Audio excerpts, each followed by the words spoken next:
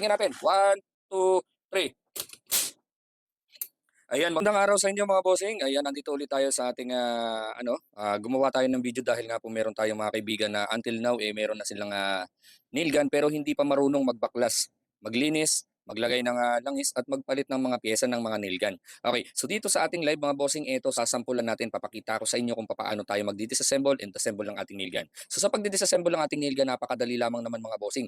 Okay, dito sa may part na to, kinakailangan mo lamang yung tanggalin dito sa dulo. Ayan, yung kanyang handle at saka yung kanyang cover. So ito, umpisahan natin mga bossing nga. Ito, kailangan nyo lang naman yung ikutin counterclockwise para matanggal natin tong cover na to. Ganon din yung kanyang nozzle. Ayan, naglalaglagan na yung mga pulbura, mga bossing. So tanggalin natin yan. Okay, next natin yung kanyang handle. Okay, napaka-importante na marunong kayong maglinis or magbaklas ng ating nail gun.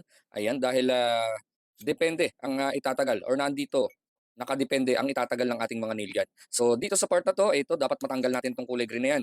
Okay, yan yung cover natin. So iangat natin siya ng pataas, okay, para matanggal natin yung kanyang lock. So may lock kasi yan. So para matanggal natin yon, sundutin natin ng bahagya at ito natanggalan natin. Okay, ayun, o, di ba? Natanggalan natin yung kanyang cover na kulay green. Okay, sunod natin yung kanyang spring. So may tatlong spring lamang ang ating nail gun. Dito sa ating nail gun may tatlong spring lamang. Okay, ayan mga bossing, natanggal na natin isa-isa.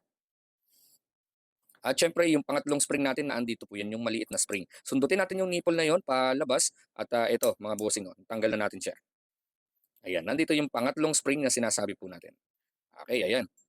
Okay, ito na yung firing pin na sinasabi. Yan mga bossing, ganyan lamang po kadali magtanggal or mag-disassemble ng ating nail gun. So sa paglilinis naman tayo ng nail gun or ito for example, magpapalit kayo ng firing pin. Ito dito lang sa part na to, tatanggalin niyo yung lock na yan para matanggal natin yung ating firing pin. Ano? Ganun lamang kadali. So ito, linisin na natin ang ating nail gun.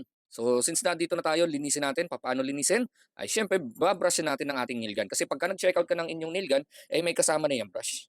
Okay, ayan, linisin natin dito sa mga part na to. Lahat ng pwedeng matalsikan ng mga pulbura, linisin natin. Okay. Next natin itong bakal na to. Ayan, para matanggal. Oh. Kikita nyo mga dumi. Ayan. So yan yung mga nagbabara dun sa ating nail gun. Kaya napaka-importante na dapat malinis natin to. Okay. Ayan, binabrush natin. Itong nozzle natin mga kaibigan, dito nagbabara. Yan. Diba? So dapat nalilinis natin yan na maayos. Mapaloob, mapalabas ng ating nail gun, linisin natin ng maayos. Okay, so ayan, nalinisan na natin yung tatlong pinaka-importante. Ito, punasan na lamang natin ng basahan kung gusto nating linisin. Next natin is yung kanyang maintenance oil. So papaano natin or saan natin dapat talaga ilagay yung maintenance oil. Okay, so lahat yung parts na yan pwede nating lagyan. Pero syempre ito yung importante na lagyan natin ng maintenance oil. Ayan na.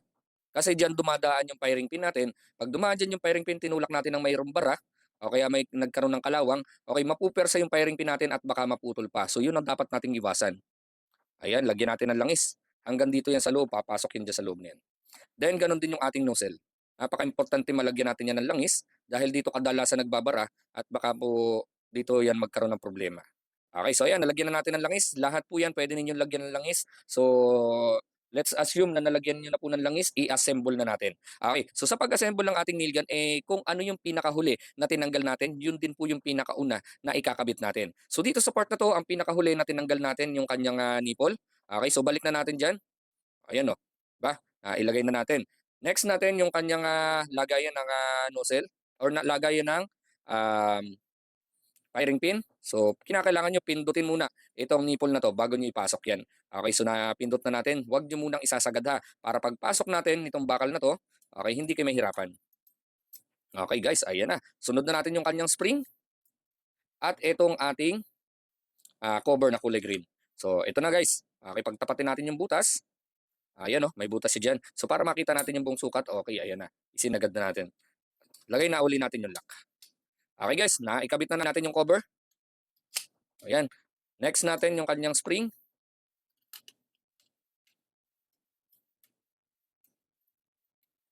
And then pinakahuli natin yung kanyang nozzle.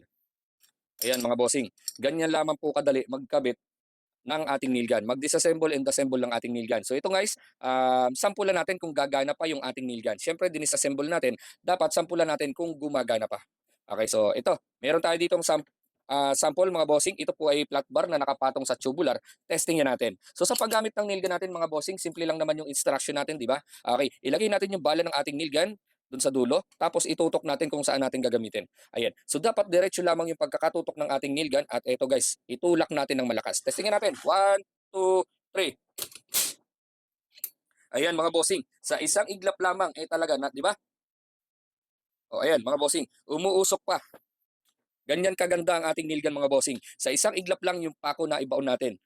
Okay, napakaganda ng ating nail gun. Kung wala pa kayo, ilalagay ko yung link niyan diyan sa may bandang ibaba. Mag-checkout na lamang kayo mga bossing. Ayan oh, 'di ba?